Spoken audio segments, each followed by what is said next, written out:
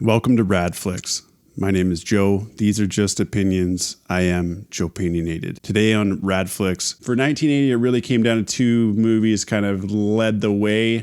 Third place for 1980, Horror Suspense, goes to Horror and Suspense legend master John Carpenter, and his movie is The Fog from 1980. That finished third place. Jamie Lee Curtis and Adrienne Barbeau. Basically a movie about some mysterious fog bringing trouble to a coastal town. Isolation in a lot of John Carpenter's movies, is the theme. The runner-up from 1980 for greatest horror movie, suspense movie, comes from director Sean Cunningham. It's a classic. It's Friday the 13th. There's not a whole lot of Jason, just a mysterious person going around and killing a bunch of people at Crystal Lake. It was a strong second place finish for this one. The first Rad flick for 1980 for horror suspense.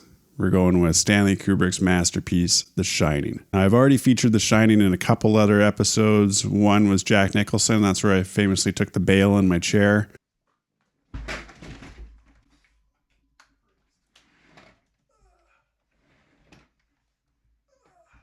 The first movie episode I ever did was on Stanley Kubrick because he's my absolute favorite director. This movie, if you have not seen it, is a psychological thriller. Not overly scary. It's creepy. It's creepy as they come. This is possibly the greatest suspense horror movie of all time. The raddest horror suspense movie is The Shining. The Shining was a clean sweep to amongst the normal people panel for Rad Flicks. The first category for Rad Flicks for 1981 is horror suspense. So the only extra one outside of the top three for 1981 for horror suspense is the movie The Howling. Let's just get into our top three as voted by the panel for raddest horror suspense of 1981. Okay, 1981, third place for raddest horror suspense goes to Halloween Part 2. This one was directed by Rick Rosenthal. This one stars Jamie Lee Curtis and Donald Pleasance. And basically Michael Myers continues his killing spree. Number two for raddest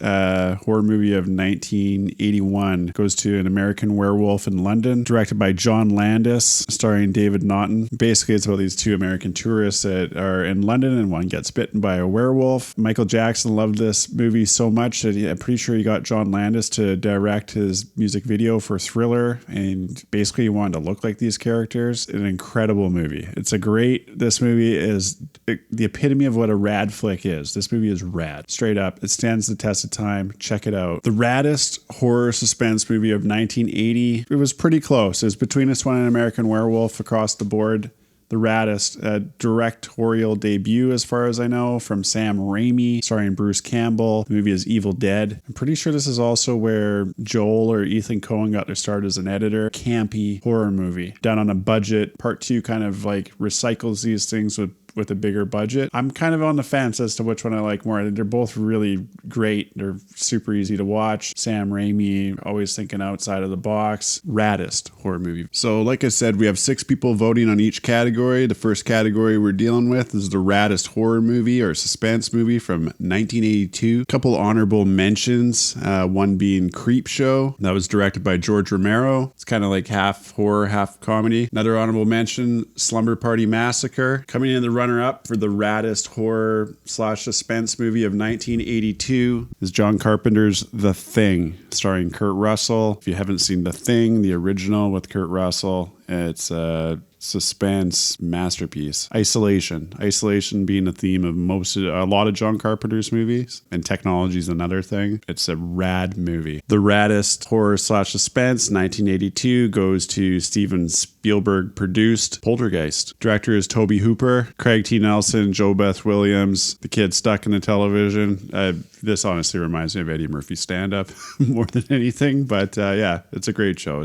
It's actually, I'm pretty sure it's rated PG as well, so maybe it fits in on the family movie night as well. First up, we're going to go with horror movies. Some runner-ups include Videodrome, The Hunger, Sleepaway Camp, and the final three. Third raddest horror movie from 1983, horror/suspense thriller. We're going with The Dead Zone, starring Christopher Walken. I think this was a TV movie. Maybe I'm wrong, but this is still a really great horror movie adaptation of Stephen King. Director David Cronenberg, also starring Brooke Adams. Runner up for 1983's scariest movie or raddest horror movie. We're going with another Stephen King book adapted. The movie is Cujo. Man's Best Friend and Maine again. Castle Rock. Danny Patero, D. Wallace, directed by Louis Teague. And the winner for the raddest horror flick from 1983 goes to another Stephen King book adapted into a movie. This time it's Christine. It's a 1958 Plymouth Fury. Gets a lot out of control. Stephen King loves those machines taking off and killing people and doing that sort of thing. Maximum Overdrive, another prime example of that. Either way, this is a really cool movie. I remember it scared the crap out of me when I was a kid. So yeah, kudos. Rad flick. 1983's Christine, and Stephen King with the triple threat in the horror category for 1983. First category we're going to kick it off with is horror. Remember to check out my channel, Joepinionated. It's at my friend Joe on YouTube. Hashtag Joepinionated. Check out as well the other episodes. Link in the description for all the movies mentioned in this episode for their trailer. So you can check out the trailer after the episode or cut out halfway through the episode. I'd also love to hear your votes. So put it in the comments. You can also check me out on the Patreon page. Link in the description. Also Discord. There's a commentary going on there. Every platform you can find me. A couple runners up for raddest horror of 1984 are Night of the Comet. Gremlins got put in the horror suspense a couple times actually, so that's an honorable mention. Chud is another one that got put in as a horror movie by Joe 2. Raddest horror suspense from 1984. The runner-up is Stephen King's Children of the Corn. Look out for Malachi. Horrifying. This movie scares the crap out of me. The sequel scares the crap out of me. Children of the Corn. The raddest horror movie of 1984 goes to Wes Craven's masterpiece, A Nightmare on Elm Street. Freddy Krueger, the original with Johnny Depp, Heather Langenkamp. This is the original one. This one's pretty freaky, actually. Really well done. Incredible idea, concept. Wes Craven, directed by Wes Craven as well. This one's just straight up freaky, classic. 1, 2, Freddy's Coming for You.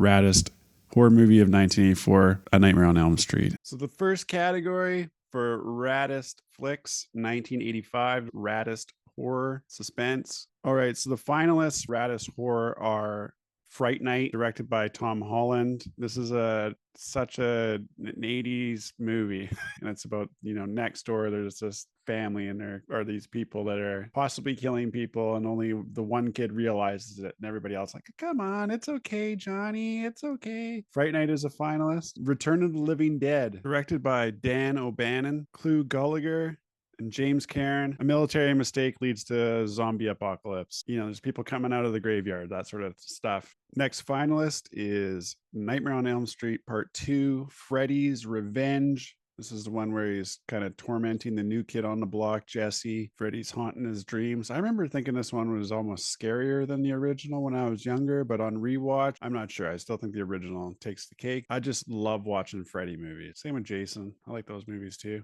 Next finalist is Dawn of the Dead, sort of a follow-up from George A. Romero of Night of the Living Dead, got that grindhouse sort of opening. Sorry, this is after Dawn of the Dead, then Day of the Dead. Also a finalist for 1985. Gary Busey, Corey Haim starring Silver Bullet. This one's from the Master of Mystery and Suspense, Stephen King. This is based on a novel, but a werewolf in a small town. I'm assuming in Maine or somewhere over that way.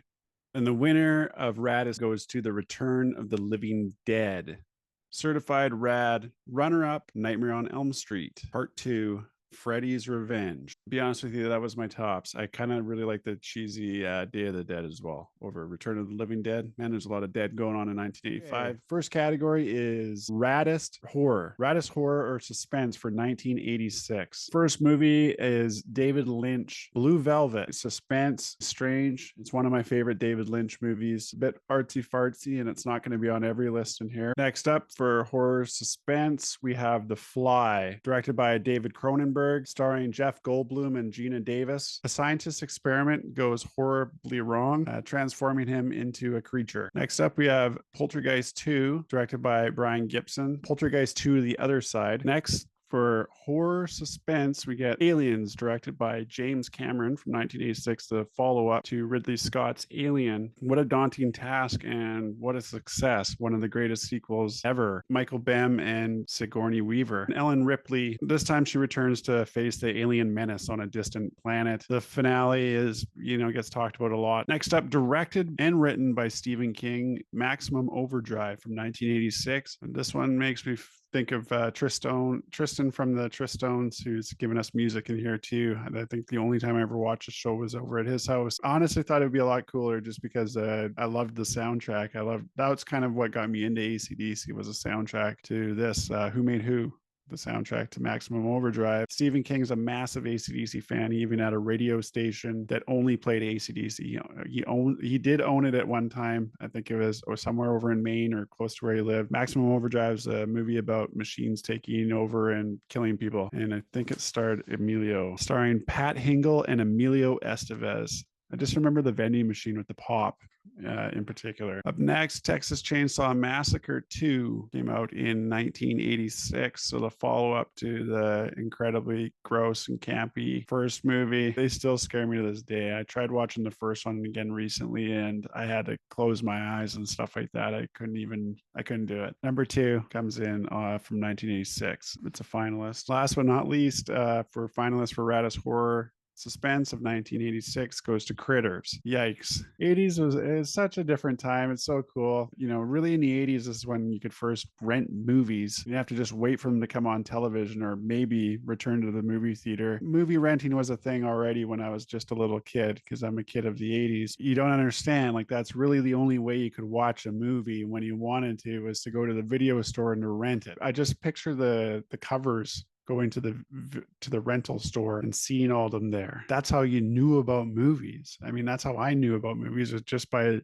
reading the covers up there. And so the horror section was not a very big section, and I can picture the covers. So Critters is one of the ones where I can definitely picture the cover. And the raddest horror movie of 1986 goes to Aliens from James Cameron. This is where suspense comes in, right? So this is the first one. It's not really a true horror movie. This is more suspense, action, sci-fi. But Aliens is the raddest of 1986 for horror, suspense. And in second place, Stephen King directed Maximum Overdrive from a Stephen King story. So his stories finally realized, doesn't have to deal with one of those pesky movie directors. Respect to being one of the greatest authors of my life, Stephen King. I'm not ready to say you're the greatest director yet, but I love your soundtrack too. I mean, you got all the makings of something great. Maybe Emilio Estevez was holding you back. Next category is raddest horror suspense 1987. The finalists are Hellraiser. Hellraiser is directed by Clive Barker, starring Andrew Robinson and Claire Higgins. Basically, don't open the puzzle box. If you are a person and you find a puzzle box because you do not want to open the gates of hell, Hellraiser is terrifying, rated way R. Up there with Texas Chainsaw Massacre as all-time horror movies. Disgusting. Another finalist for Raddest Horror 1987 goes to Evil Dead 2, Sam Raimi's follow-up to Evil Dead, starring Bruce Campbell. But Evil Dead 2 is arguably as good as, if not better than, Evil Dead, the original. The original super campy, done on a very thin budget. Evil Dead 2, they come back with a little bit of a budget. Near Dark, directed by Catherine Bigelow. Next up, directed by Joel Schumacher, The Lost Boys, starring Jason Patric, Kiefer Sutherland, and a slew of others. It's one of those ones where you gotta watch it when you're younger. Next up, directed by Peter Jackson. The movie is Bad Taste, 1987. It's kind of like a horror comedy. Steve King and George Romero get together again for the sequel. The sequel to their movie Creepshow is Creepshow 2 from 1987. It's directed by Michael Gornick. If you like movies that'll keep you stuck to your chair, the winner for Raddest Horror 1987 goes to Evil Dead 2. Bruce Campbell, incredible. Love Bruce Campbell. Sam Raimi directed, and the runner-up is The Lost Boys for Raddest Horror, Suspense, 1987. The first category we're going to do is horror. Raddest horror of 1988. The finalists are Child's Play. Child's Play, directed by Tom Holland. This little toy, Chucky, this doll, horror icon now. The serial killer's soul possesses a doll. Next up, from John Carpenter, the movie is They Live. Horror, suspense. And this one kind of falls into suspense sci-fi for me. Keith David and Rowdy Roddy Piper star in this one. It's about if you wear these special glasses and you can see aliens, essentially. John Carpenter is so great at doing this. Once again, this small world, this isolated part of the world where this whole story goes down. Next up, directed by Steven Chiodo, Killer Clowns from Outer Space. It's not a good movie to watch if you're intoxicated or out of it a little bit. This one can get a little freaky. 1988 also brings back Freddy Krueger, Nightmare on Elm Street 4, The Dream Master. Highly rated on the panel here. I don't know what it is about this one, but for some reason, Freddy himself looked a little bit scarier. It's almost like the burns looked a little deeper on his face. A funny one here for horror suspense is Who Framed Roger Rabbit. So good one, Jess. And the winner goes to They Live from John Carpenter. Love it. I don't really think it's really that scary, but anyways, is They Live. And the runner-up is Child's Play, which is scary. Speaking of psychopaths, we're going to start it off with Raddest horror movie for 1989, voted on by our panel. The finalists are Shocker, directed by Wes Craven. That's the guy who created Nightmare on Elm Street. Shocker is about a TV repairman. It turns into a spirit that can possess the living. Pet Sematary, directed by Mary Lambert. That, of course, written by Stephen King, master of horror, has been all over this list pretty much every single year. Sometimes 3 in 1 year. Stephen King, definitely one of the most important authors, especially for 80s cinema. My lord, even 90s. Also, we have Nightmare on Elm Street Part 5, and that one is The Dream Child. Stephen Hopkins directed that one. Robert Englund, again, Freddy Krueger. This is one where Freddy returns to haunt the dreams of a pregnant woman or unborn child, and the winner goes to Pet Sematary, directed by Mary Lambert. Even better book, really. I think that's my wife's favorite of the Stephen Kings, and she's read quite a few of them. And runner-up for 1989's Raddest horror movie goes to Nightmare on Elm Street 5, The Dream Child. So there you have it. The 1980s wrapped up. That's 1989. We've gone all the way from 1980 to 1989 in a short period of time. I want to thank our panel of normal Canadians, all 6 of you. Sure to like, comment, subscribe. Put your opinions in the description below. I'd love to talk to you on. There's a Discord created for Joepinionated. Look it up. Patreon as well. Check me out on all socials. I'm always posting every record that we're listening to around the house. The 90s coming up next. Also some deep dives into some musicians such as the Tragically Hip and Ween.